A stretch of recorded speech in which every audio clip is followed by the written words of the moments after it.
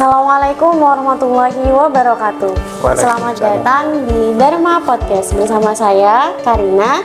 Kali ini kita kedatangan tamu spesial nih dari Kaprodi Universitas PGRI Argopuro Jember. Mungkin Bapak bisa perkenalan ke teman-teman yang di rumah. Assalamualaikum warahmatullahi wabarakatuh. Perkenalkan, nama saya Erik Dwi Putra, SPD MPD. Kebetulan sekarang saya masih aktif di pendidikan dan yaitu sebagai dosen di Prodi Pendidikan Matematika Universitas PGRI Argopuro Jember. Kalau Bapak sendiri silakan. Assalamualaikum warahmatullahi wabarakatuh. Saya Bapak Zulkarnain Ali. Kebetulan sekarang saya diberi amanah untuk menjadi anggota Prodi PGO Universitas PGRI Argopuro Jember. Saya hari-harinya menjadi dosen Universitas PGRI Argopuro Jember, juga di beberapa perguruan tinggi. Kira-kira nih dari Pak Erik dulu ya Pak. Iya. Pengalaman pendidikan Bapak untuk sejauh ini gimana tuh Pak? Mungkin bisa sedikit diceritakan. Kalau saya pribadi, saya dulu S1 di Pendidikan Matematika Universitas Muhammadiyah Malang. Saya setelah itu melanjutkan di S2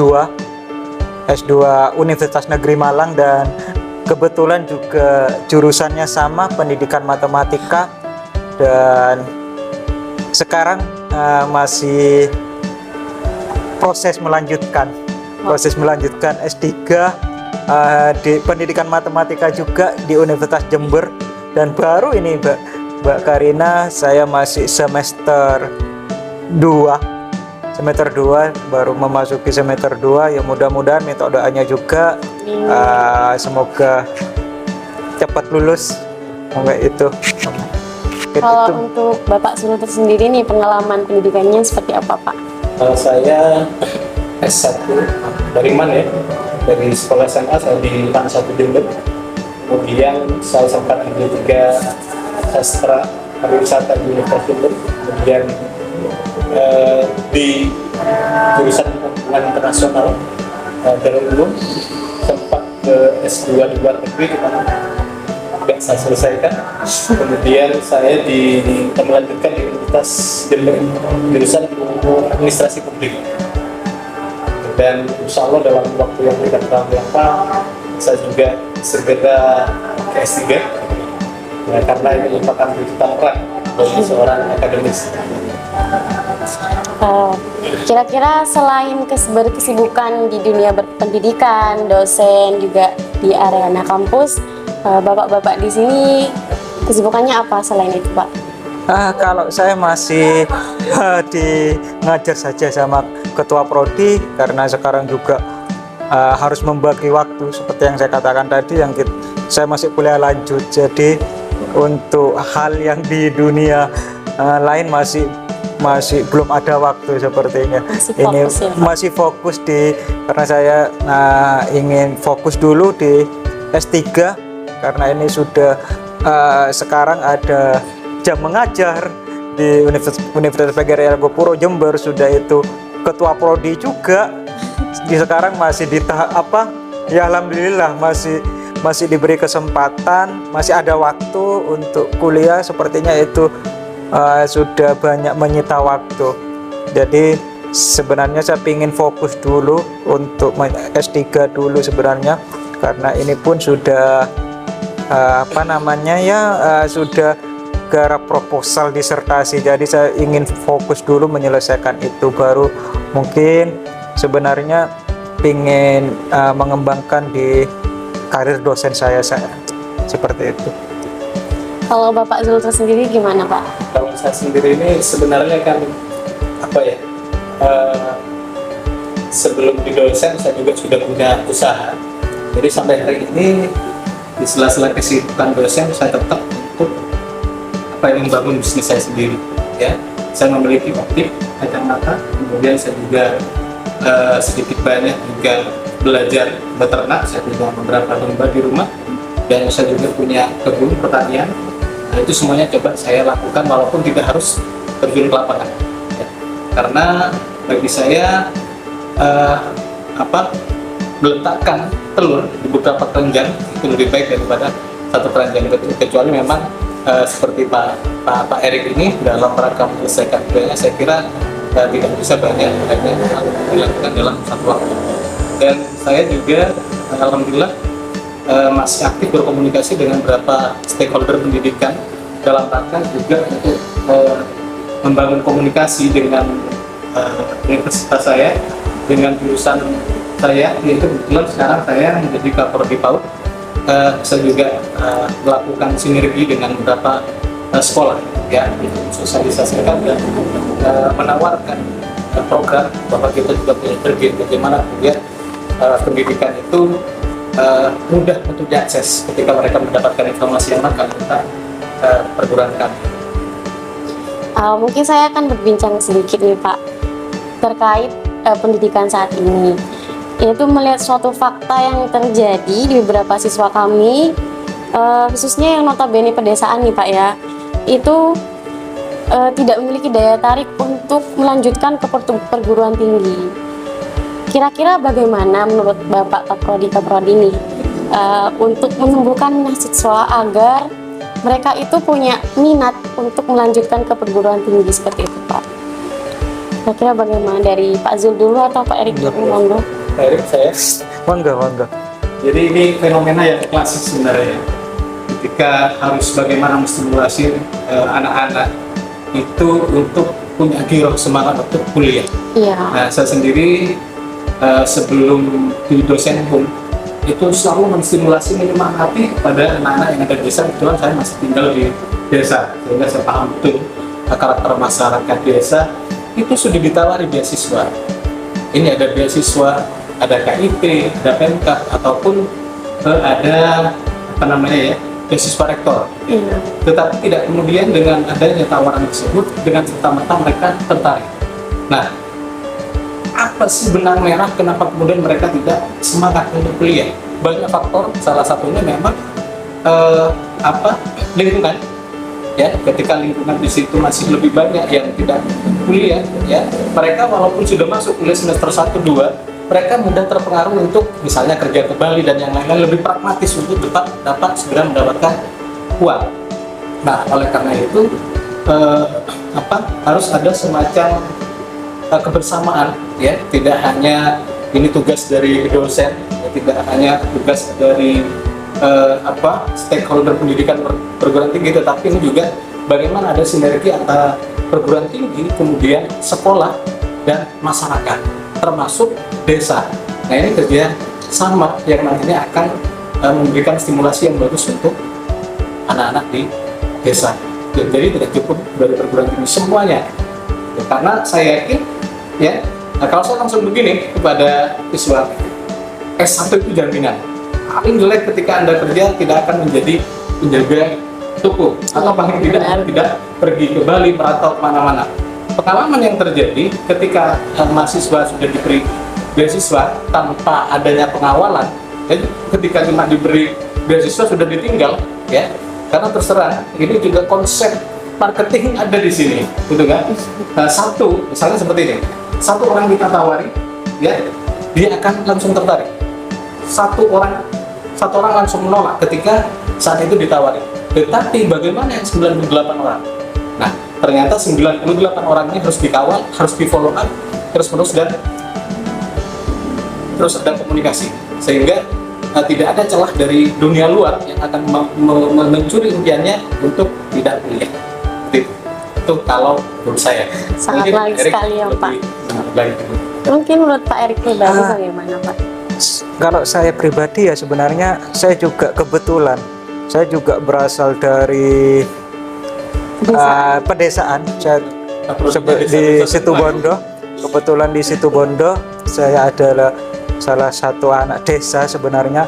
Tapi kan di gini, sebenarnya kadang di siswa-siswa di pedesaan itu tidak paham apa tujuannya kuliah. Kadang ada ada pemikiran di siswa-siswa itu kalau di pedesaan buat apa sekolah tinggi-tinggi, akhirnya larinya ke sawah juga, akhirnya seperti Kalau itu. perempuan lari Kalau perempuan ke dapur. Jadi itulah yang harus dirubah dari kita. Memang kita mungkin saja yang dia petani, tapi petani yang bagaimana? Seperti itulah motivasi-motivasi itu yang mungkin kalau seperti di pendidikan matematika bisa saja bertani nanti. Seperti itulah yang kita harus memotivasi, memberikan pendidikan kepada siswa-siswa yang di daerah, bahwa nanti kalau misalkan dia ke pendidikan pasti jadi guru. Kalau ini tidak, tapi ilmunya itu yang kita bisa berkreasi dari ilmu-ilmu yang sudah diperoleh dari perkuliahan, bangku perkuliahan, itu nanti hasilnya berbeda. Itu yang sebenarnya harus kita berikan dedikasi berikan motivasi itu kepada siswa. Benar, dia memang menjadi misalkan petani karena dia ini, tapi kan petani yang bagaimana, itu yang mungkin pola pikir anak di perkuliahan itu sangat berbeda. Seperti itu yang menurut saya maka katakan kalau Anda di pedesaan dan hanya SMA, ya Anda selamanya akan menjadi petani yang akhirnya banting tulang yang seperti itu. Tapi bagaimana sebenarnya olahan ini mau dijadikan hasil pertanian ini mau diolah bagaimana itu kan sekarang ya, mohon maaf, malah yang lebih kreatif, yang lebih yang lebih punya gagasan itu ya pemuda-pemuda. Misalkan hasil pertanian ini sekarang sudah banyak pemuda-pemuda sekarang yang berbisnis. Itu dari mana ya pola pikir itu yang menurut saya perlu kasih awasan itu sejak dia SMP, SMA, itu yang perlu dibicarakan, bahwa akan sangat berbeda menurut saya. Terutama yang pertama, pola pikir itu sangat berbeda.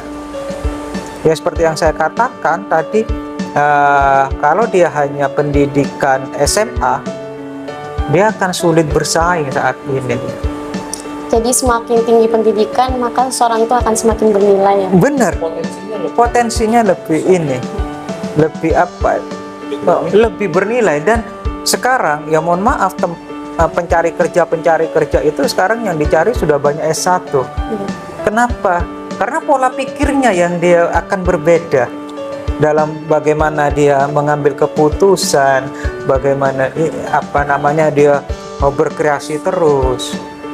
Itu menurut saya kenapa ya tidak harus misalkan saya pendidikan matematika. Kalau dia masuk pendidikan matematika pasti menjadi guru. Tidak, itu yang harus dihilangkan. Itu yang dihilangkan. Pendidikan matematika pasti jadi guru. Banyak kok sekarang yang masuk pendidikan matematika tapi dia tidak ingin menjadi guru. Itulah dari wawasan-wawasan itu yang perlu diberikan kepada adik-adik kita yang ada di pedesaan. Berkaitan dengan itu sendiri, kan mungkin siswa akan melanjutkan ke perguruan tinggi ya Pak. Kira-kira menurut Bapak Kaprodi ini, kiat-kiat apa yang tepat untuk mahasiswa baru tentunya untuk memilih program studi agar istilahnya tidak salah masuk jurusan seperti itu? Kira-kira bagaimana Pak? Kalau saya ya carilah prodi yang memang itu sangat dibutuhkan oleh orang lain. Carilah prodi yang itu benar-benar dicari dan mudah untuk mencari lapangan pekerjaan. Carilah prodi yang memang prospek untuk ke belakangnya nanti itu dicari oleh lapangan pekerjaan. Itu karena kalau kita hanya sekedar ikut-ikutan, ya nanti akhirnya dia bingung ke depannya. Dia harus bisa memanage dulu. Prodi mana yang memang dia prospek ke depannya itu bagus untuk lapangan pekerjaan. Saya contoh itu. Contoh, saya tidak meninggikan prodi saya sendiri. Prodi lulusan dari pendidikan matematika, dari matematika atau matematika murni, itu sekarang banyak yang dia lulusan kami itu pun dia tidak ingin menjadi guru. Banyak lulusan kami yang tidak menjadi guru. Oh Pak, setelah saya lakukan pelacakan, ternyata banyak yang kerja di bank, banyak yang dia menjadi wirausaha. Nah, itu banyak yang malah dia banyak yang buka tempat les. Karena apa? Kita jangan terpaku kepada, sekali lagi yang saya katakan, jangan terpaku kepada satu satu pekerjaan. Kalau pendidikan pasti jadi guru, itu coba hilangkan seperti itu. Tapi kebetulan saya karena pendidikan saya menjadi guru juga akhirnya, tapi tidak semua. Nanti kalau pendidikan kalau tidak jadi guru, tidak mau bekerja, itu lamanya dicari prospek pekerjaan apa sih kedepannya yang dibutuhkan, seperti itu yang perlu juga menurut saya. Jadi kita tidak hanya masuk tidak tahu nanti kedepannya mau apa, terus lapangan pekerjaan apa yang banyak, itu juga perlu diperhatikan. Mungkin itu dari saya. Jadi khususnya prodi matematika itu tidak akan hanya menjadi guru ya Pak? Benar. Ke bank seperti yang Bapak bicarakan barusan. Benar. Kira-kira kalau dari prodi PG PAUD Pak, peluang kerjanya selain menjadi guru itu menjadi apa? Ya, jadi saat ini karena kita banyak stakeholder pendidikan, apakah itu TK dan termasuk sekolah dan yang lain-lain, kita banyak sekali melakukan sinergi dan juga merangkul semua alumni. Ke depan dalam rombongan saya pastikan semuanya tidak ada terabaikan. Saya pastikan semuanya berjalan dengan apa yang menjadi ekstra visi dan misi universitas PGRI Teguh Jember. Menurut saya saat ini memang ada keinginan, ada spesifikasi linearitas dan yang lain-lain. Tetapi sampai hari ini itu tidak trennya ya, masih belum dilakukan. Ya, contoh saja misalnya dalam perekrutan CPNS, salah satunya adalah Satpol PP, Satpol PP di Pemkab Jember. Itu ternyata setelah ditulis lulusan dari aktor kepelawatan dan lain-lain. Itu artinya saat ini masih terbuka lebar untuk semua jurusan untuk apa yang berkarir. Jadi kalau kemudian disempitkan, dikerucutkan pada satu jurusan saja, kemudian kerja sesuai dengan jurusan, saya kira ini juga tidak fair. Ya, apalagi saat ini kerja konvensional di luar non guru itu welcome ya terhadap lulusan apapun termasuk PAUD. Ya, artinya dengan pendidikan itu dengan adanya pendidikan, selesainya dia di pendidikan S1 merupakan sebuah indikator bahwa seorang itu sudah melalui sebuah proses dan yang lain-lain, termasuk bagaimana jadi marketing gitu. Iya, benar. Kemudian terkait dengan bagaimana supaya tidak salah jurusan, saya kira konsep yang dilakukan pendidikan kita itu sebenarnya sudah bagus. Kalau saya itu ada penjurusan ketika kelas 3 ya, SMA dan IPS, kemudian diperbaiki lagi tidak di kelas 3 tetapi dari kelas 1 itu sudah minat dan bakatnya itu sudah coba diangkat. Jadi benar dikatakan tadi kita tidak boleh reaksioner tentang jurusan tertentu yang marketable ya kan, sehingga kalau semuanya ikut ke ekonomi misalnya, yang lain tidak ada. Justru kalau mau lihat peluang, kalau saya itu cari mengarahkan anak didik saya kepada jurusan yang kurang diminati gitu kan, sehingga ketika mereka keluar, peluang untuk ASN dan yang lain besar, dan itu sudah terjadi ya. Misalnya di tempat kita juga Universitas PGRI Gopuro ada jurusan program khusus atau PLB. Nah, ternyata banyak teman-teman kita yang coba diarahkan ke sana banyak, karena memang kebutuhan gitu ya, kebutuhan. Jadi harus ada trik tersendiri, harus ada pengarahan. Syukur-syukur kalau dari sekolah itu bisa tidak hanya mendaftarkan, tetapi juga mencari peluang sekiranya ada termasuk kuota KIPK dan yang lain-lain. Saya kira itu lebih dari sana untuk mengantarkan anak didik kita sesuai dengan bakat minatnya dan kemudian sesuai dengan peluang yang ada tanpa harus reaksioner terhadap jurusan-jurusan tertentu yang sudah penuh. Gitu. Sangat menarik sekali. Semoga teman-teman di rumah juga bisa mengambil pelajaran, juga menjadi daya tarik juga untuk siswa-siswa untuk melanjutkan di perguruan tinggi. Kesimpulan dari perbincangan ini mungkin tidak peduli kita dari pedesaan, kita berangkat dari desa, yang penting kita punya semangat untuk melanjutkan pendidikan. Iya, Pak. Dari Baban Timur. Karena semakin tinggi pendidikan itu, semakin kita akan punya value, punya nilai gitu. Seperti itu ya Bapak ya. Dan juga tidak selalu orang pendidik yang jurusannya pendidikan itu akan menjadi guru, masih banyak peluang kerja yang lain. Seperti itu ya Pak ya. Iya. Terima kasih untuk perbincangan hari ini ya Pak ya. Mungkin itu dulu teman-teman di rumah. Sampai jumpa kembali di podcast-podcast selanjutnya. Assalamualaikum warahmatullahi wabarakatuh.